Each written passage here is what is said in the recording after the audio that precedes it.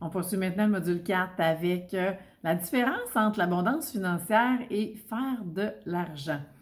Hein, parce que il y en a beaucoup, hein, qui vont avoir vraiment, ça va gricher en dedans, j'ai envie de dire ça, quand vous allez entendre faire de l'argent. Hein, parce que faire de l'argent, c'est une expression qui a une connotation négative. Hein, c'est comme si, automatiquement, quand on dit faire de l'argent, la fin de la phrase, c'est sur le dos du monde. Hein? Il y a comme, ça va avec. Et je ne sais pas pourquoi, c'est comme ça. Hein, c'est toujours négatif. L'idée, ah, cette personne-là veut faire de l'argent. Ouais, puis, OK, ça arrête là. Mais on entend vraiment un sous-entendu à cette expression-là.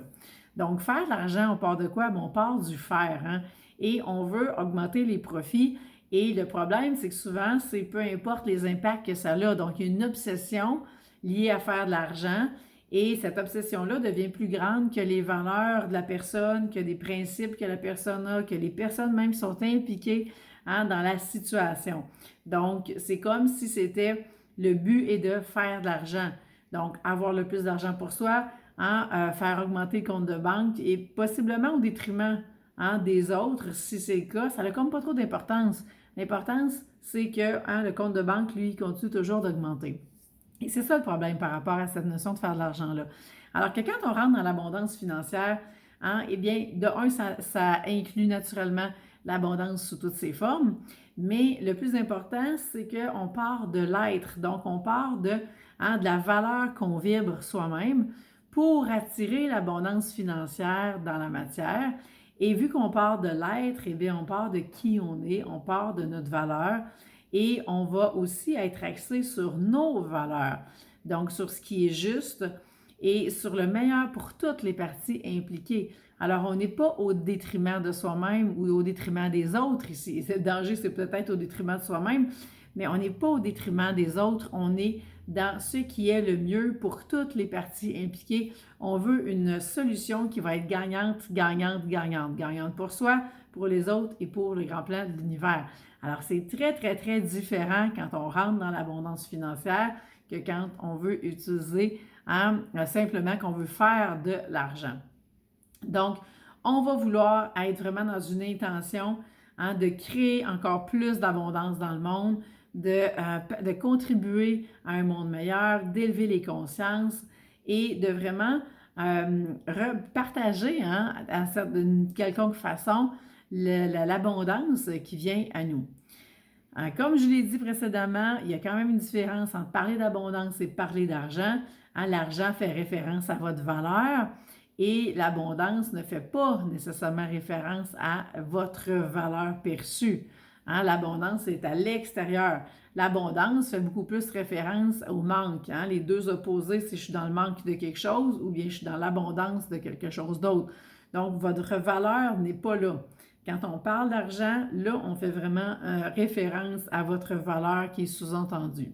Donc, c'est ce qui fait que c'est beaucoup plus facile de parler, hein, d'abondance quand on est dans la spiritualité que d'argent parce qu'on ne se sent pas, hein, menacé dans notre valeur. On n'a pas besoin non plus, hein, de partager notre valeur, notre propre perception de notre valeur qui souvent, hein, va être plus basse qu'elle devrait l'être.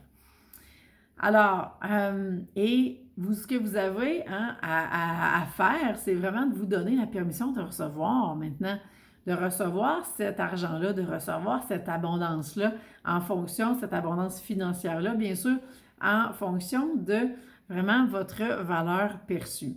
Et on a déjà parlé de la valeur dans le module 2, donc meilleure façon d'augmenter votre valeur, c'est quoi? Devenir la priorité de votre liste. Hein? Vous mettre au top numéro 1 de la liste. Envoyez le message à l'univers que vous valez beaucoup. Reconnaissez votre valeur pour que les autres puissent la reconnaître.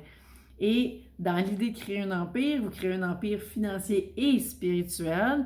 Hein, on ne peut pas avoir juste un empire spirituel.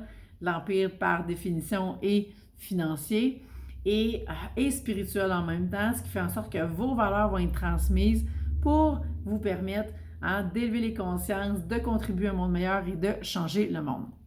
Un des concepts que j'ai envie de vous partager, qui vient du Millionnaire éveillé, hein, un livre qui a été écrit par Joe Vitale aux éditions du Dauphin Blanc, si ma mémoire est bonne, parce que je ne l'ai pas en me possessant actuellement. eh bien, il nous dit que l'argent est neutre, et ça, je vous l'ai déjà dit. Et il nous dit que quand on parle des gens qui sont des millionnaires éveillés, ce sont des êtres qui sont spirituellement riches et qui se servent de l'argent comme un outil pour mener à bien leur mission.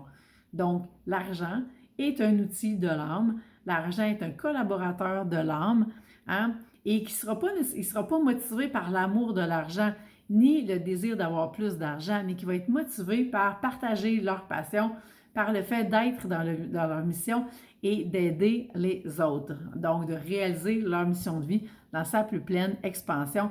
Et ce sont vraiment les millionnaires éveillés.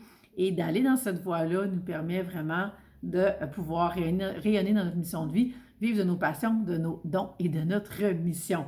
Alors voilà, hein, pour cette distinction-là, on va poursuivre avec d'autres différences entre certains mots-clés par rapport à l'argent. Alors, on poursuit dans une prochaine vidéo. À tout de suite.